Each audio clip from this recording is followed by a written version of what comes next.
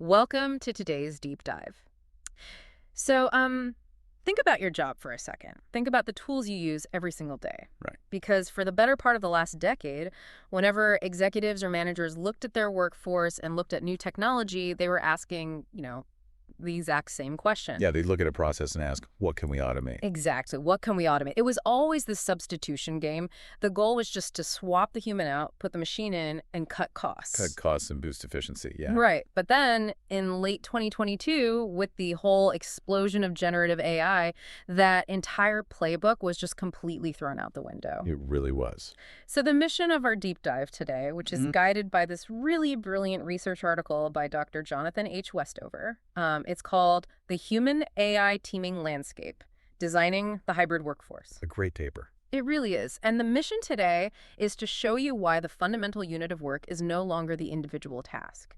The new unit of work is the team, specifically humans and AI systems working together under a shared accountability. What's fascinating here is that Dr. Westover makes it incredibly clear that we are no longer dealing with a technology problem. Right.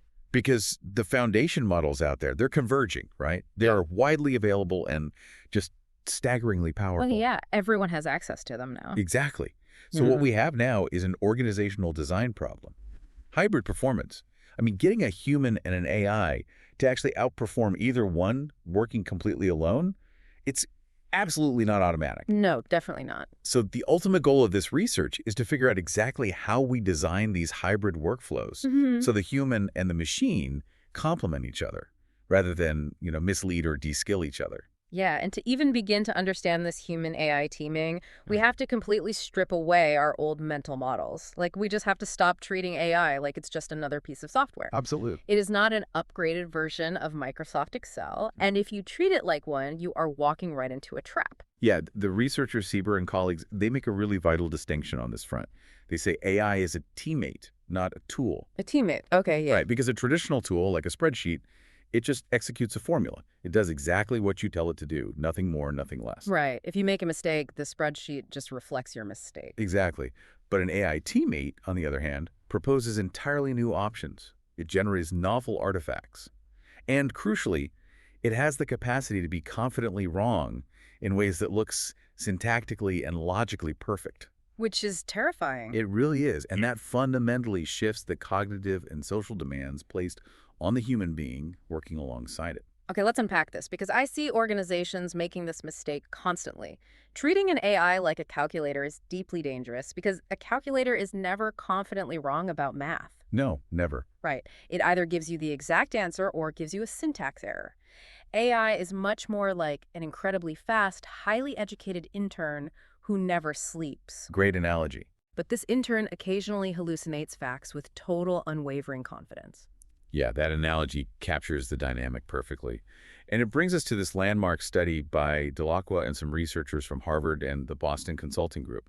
They studied highly skilled consultants using GPT-4, and they mapped what they call the jagged technological frontier. The jagged frontier, that visual is so sticky. Explain how that actually looks in practice. Well, imagine a boundary line of competence. When a task falls inside the AI zone of competence, meaning it's a task the model handles well, like synthesizing information or maybe drafting standard reports, the results are staggering. Staggering how? The researchers found that consultants using AI completed 12% more tasks, they did them 25% faster, and the quality of their work was evaluated as 40% higher than the control group who weren't using AI. Oh, wow. 40% higher quality. Yeah, it's massive. I mean, any manager listening to those numbers is going to instantly mandate AI across their entire department. But you called it a jagged frontier, which implies there are, sharp edges. There are absolute cliffs. Cliffs. Because when the researchers gave those exact same consultants a task designed to sit just outside that frontier of competence, like a task requiring deep nuance or logic that the AI struggles with, What happened? the consultants using the AI were 19 percentage points more likely to produce completely incorrect answers than the control group. 19% worse. That is a huge drop. Yeah, because the AI sounded so authoritative that it confidently led these highly educated professionals right off a cliff. So for you listening to this, I mean, the immediate actionable takeaway is that Tracking the average effect of an AI rollout in your company is a totally useless metric. Completely useless. Because an average masks the underlying reality, right? You have to track the distribution. You have to map out exactly where your specific AI acts like a brilliant assistant and exactly where it acts like a confident saboteur. Yes. If you are leading a team, your operating model must be able to detect that difference in real time. Right. Because since AI is a teammate with this highly unpredictable jagged frontier, we naturally have to ask the next logical question. Yeah. Who on the human team actually captures the most benefit from working with it? And the data on this is completely counterintuitive. It's known as the productivity asymmetry. Yeah, this is fascinating. There is a massive study by Brynjolfsson and his colleagues looking at over 5,000 customer support agents. They integrated a generative AI assistant into the workflow, and the overall average productivity gain was 14%. Which sounds good on the surface. Right, it sounds great. But when you break that average apart, the novice workers, the brand new or low-skilled agents, they saw a massive 34% gain in productivity. 34%? Yeah, but the top performers, the seasoned experts who had been there for years, they saw almost no change at all. None. And we see that identical pattern replicated in a study by Noy and Zhang focusing on professional writing tasks. Oh. Yeah. The AI dramatically speeds up completion times and raises the overall quality floor, but it does so specifically by narrowing the gap between the lower performers and the experts. So the lower performers are just catching up faster. Exactly. They rapidly catch up. Yeah. What is happening under the hood is that the AI is essentially transferring the tacit knowledge of the experts directly to the novices. How does it do that? Well, the model ingests what a masterful, empathetic customer response looks like from a veteran and then feeds it as a real-time suggestion to the person who just got hired yesterday. Here's where it gets really interesting, though, because as I read that, I couldn't help but push back on the long-term implications of this. I know exactly where you're going with this. Right. Because if novices are utilizing AI as a shortcut to bypass all the hard, messy parts of learning a job, aren't we risking massive, widespread de-skilling across the workforce? Yes. How does a novice ever develop expert judgment if they never actually have to struggle through a complex problem on their own? This raises an important question, and it is arguably one of the deepest concerns in the management literature right now. It's scary to think about. It is. Researchers Reich and Korkowski define this as the automation augmentation paradox. The automation augmentation paradox, okay. Yeah, so if an organization leans too heavily into just automating the early formative parts of a profession, they slowly erode the very human capabilities they will eventually need to govern the AI. Oh, wow. Think about a law firm, right? If the junior lawyers never grind through routine document review, they never develop the granular pattern recognition required to eventually become senior partners. That makes total sense. And you need those senior partners to oversee the AI when it's drafting complex legal strategy down the line. So the expertise pipeline just dries up completely. You get a generation of workers who know how to accept prompts but don't know the underlying principles of their own profession. And that risk of de-skilling leads us directly into the biggest psychological trap of hybrid work, which is how do we actually calibrate our trust in this non-human teammate? Trust calibration is the crucial phrase. Yeah. Glickson and Woolley synthesized empirical research on human-computer interaction and found that human trust is almost never accurately matched to the actual reliability of the system. We're terrible at it. We really are. We rarely find the middle ground. Instead, we swing wildly between two extreme behavioral reactions. And the first extreme being what researchers Log and colleagues call algorithm appreciation. Yes. And it is incredibly common with generative models. Right, because they sound so good. Exactly. This occurs when users vastly overtrust the AI. Because the output is fluent, syntactically perfect, and sounds authoritative, humans conflate eloquence with accuracy. We just assume if it sounds smart, it is smart. Right.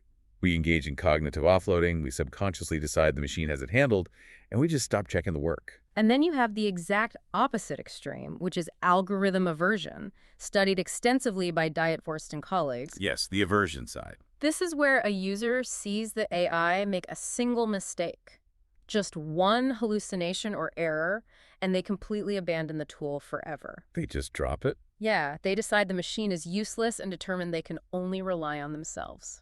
Both of these miscalibrations are incredibly expensive and dangerous for an organization. I can imagine. Yeah. Overtrust leads to catastrophic errors passing through to clients. And undertrust means you're leaving double-digit productivity gains completely on the table. So think about this in terms of your everyday life, like using a GPS navigation app. Oh, it's a perfect example. Right. Algorithm appreciation is driving your car straight into a lake because the app said turn left in a confident voice, and you completely suspended your own physical senses. And then algorithm aversion is sitting in an hour of bumper-to-bumper gridlock because the app took you on a weird detour once, like 3 years ago, so you refuse to ever open it again and rely entirely on your own flawed sense of direction. We've all done that. We definitely have. So if human nature naturally defaults to either the lake or the gridlock, how do real-world organizations actually fix this behavior? Fixing these extremes requires highly deliberate organizational design. Dr. Westover's research highlights several case studies of companies building out the necessary surrounding systems to manage this. Cool. Let's look at communication and transparency first. When GitHub rolled out its Copilot coding assistant to its own internal engineers, they didn't just quietly install it and tell everyone to be more productive. Right. They openly published controlled studies on developer productivity, but more importantly, they explicitly published the map of where the tool helps and where it hurts. Wow, so they were totally honest about its flaws. Yes, they framed the AI strictly as an assistant whose suggestions the developers were expected to critically evaluate. Which completely changes the psychological dynamic. Because if leadership doesn't communicate clearly about the tool's flaws, employees start hiding their AI use, or worse, hiding the errors. Because they're terrified of being replaced. Exactly. But simply telling an employee to evaluate the AI assumes they actually have the skill to spot a plausible-sounding error. Are companies actively teaching that capability? The smart ones are. Look at Moderna's approach to capability and AI literacy. What do they do? When they rolled out ChatGPT across their enterprise, they didn't just offer some generic, optional intro to AI webinar on a Friday afternoon. Like so many companies do. Right. They treated prompt engineering and output verification as core professional skills, and they embedded that training directly into daily workflows. Oh, that's smart. It wasn't taught by IT, it was taught within the context of specific scientific and business tasks. Yeah. You have to actively teach your workforce how to interrogate the model. Okay, so the employees are trained to spot errors. But if the AI is doing the bulk of the initial drafting or coding, how does that change the actual structure of the human's daily job? This is where governance and procedural justice come in. JP Morgan Chase built a system called COIAN to analyze commercial loan agreements. Yeah. They didn't just automate the reading of the contracts and leave the lawyers to figure out what to do with their free time. Right, because that never works out well. Exactly. They set up a very narrow scope with tight feedback loops, and they entirely redesigned the roles of the human lawyers. The job shifted from reading hundreds of pages of boilerplate to focusing almost purely on exception handling and auditing the anomalies that the AI flagged. So what does this all mean? Because when you describe reshaping a job around the AI, we have to look at the tension in the Klarna example. Yes, the Klarna case is a big one. Klarna, the financial services company, deployed an AI assistant that handled 2/3 of their customer service chats in its first month, and the satisfaction scores matched human agents. Incredible numbers. But that rollout coincided with a broader workforce reduction. Let's stop there. If I am an employee listening to this, Klarna just proved my biggest fear. Right, the fear of replacement. They didn't build a hybrid team, they built a replacement model. If an organization just slaps AI onto a workflow to cut headcount, aren't they just building a surveillance state where the remaining humans feel intensely monitored and redundant? If we connect this to the bigger picture, you are hitting on the fundamental rule of this transition. Tools change tasks, but only organizations change work. That's a great way to put it. A job is just a bundle of tasks. If you use AI to automate half the task and just fire people without rebundling the remaining work, you get exactly what you described. High surveillance nightmare. Right, an environment where employees feel disposable and you retain all the old organizational friction. You have to deliberately design for what researchers Doherty and Wilson call the missing middle. I want to make sure we really understand that. What does the missing middle actually look like in practice? The missing middle represents the entirely new categories of roles where humans train, sustain, and explain the AI, while the AI amplifies and embodies human work. Give me an example.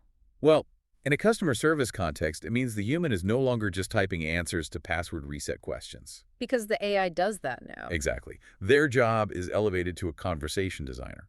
They're curating the training data, handling deeply emotional customer escalations that require genuine empathy, and auditing the model for bias. I see. If you don't redesign the work to create and value that middle ground, the human-AI collaboration ultimately fails because you've hollowed out your human capital. But how do you enforce that middle ground? I mean, how do you guarantee that a busy employee actually exercises judgment rather than just blindly clicking approve on the AI's output to save time? You have to build in trust controls, specifically human-in-the-loop systems. Mayo Clinic's deployment of clinical AI is the gold standard for this. What's their approach? They use AI across imaging and clinical workflows, but they purposely keep human clinicians visibly and structurally in the loop for all high-stakes outcomes. Okay, so the doctor's always involved. Always.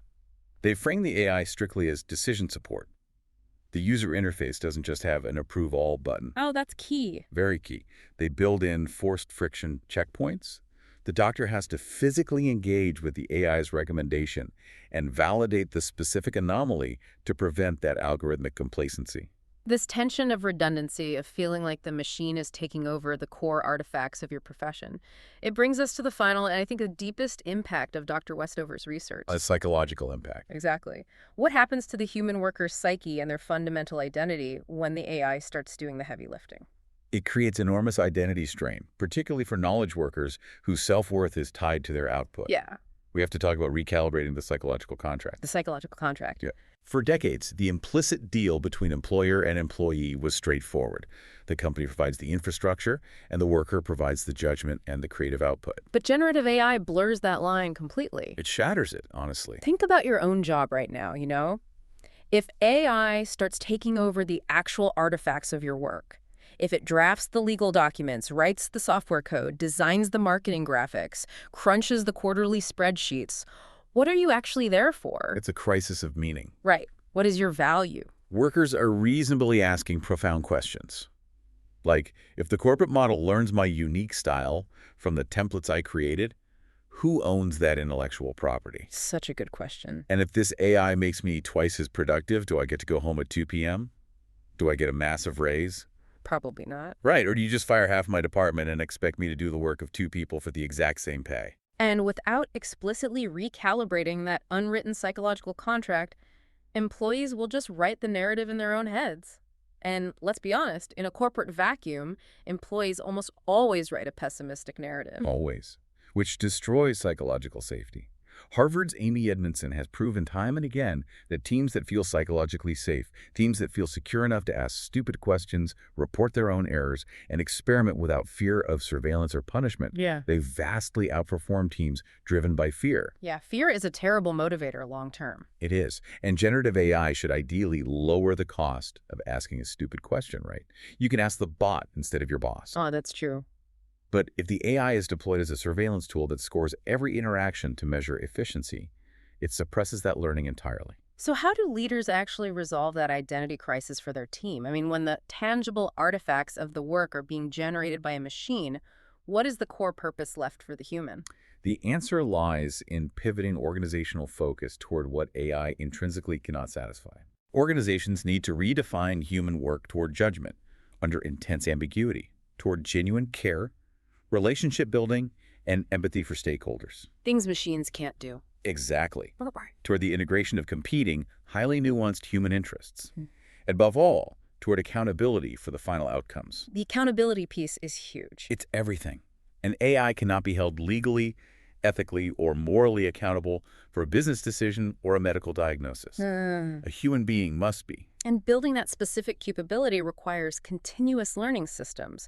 You can't just treat an AI rollout as a finite IT project, ship it, and forget it. No, because these models drift over time. Exactly. Regulations change, competitor practices evolve, you need quarterly reviews, blameless postmortems on AI incidents, and distributed AI literacy, where the frontline workers, the people actually doing the job, are empowered to make decisions about how the tool is governed. The compounding advantage in the future of work goes exclusively to organizations that learn faster than their tools change. Which brings us to the ultimate synthesis of Dr. Westover's paper. The massive AI engines under the hood, the foundation models, they're converging. They are becoming commoditized. Yeah. Within a few years, every company on Earth will have access to the exact same incredibly smart, occasionally hallucinating intern. The technology itself will not be your competitive differentiator. No, the ultimate advantage goes entirely to the organization that builds the best surrounding system. Right. The governance, the continuous learning protocols, the psychological safety, and the highly deliberate rebundling of work design. So to you, the listener, evaluate your own workflow tomorrow morning. Ask yourself, are you actually managing the jagged distribution of your AI's helpfulness? Are you tracking exactly where it is brilliant and where it is leading you off a cliff? It's a crucial self-audit. Or are you just blindly hoping for a blanket average improvement? Are you aiming for carefully calibrated trust with forced friction, or are you just celebrating maximum adoption because everyone in your department happens to be logging in? It is a critical distinction to make. Adoption metrics just tell you if the tool is being used. Calibration metrics tell you if the tool is being used well. That's a great point. Human AI teaming is, at its root, a leadership and organizational problem, long before it is a technology problem. And that leaves us with a final, massive question to mull over. If this missing middle of human-AI collaboration truly works, like if we navigate the jagged frontier, solve the trust calibration, and unlock these double-digit productivity gains across the board, it begs a profound question about the future of society. It really does. Remember that 10-year obsession with automation to save time and money? Well, if we actually achieve this incredible efficiency, will this finally be the death of the 40-hour work week, giving us our precious time back? Wouldn't that be nice? Or will human nature just do what it always does and invent entirely new, exhausting categories of work to fill the exact amount of time our AI teammates just saved us? Something to think about the next time your AI finishes a task for you. Thanks for joining us on the Deep Dive.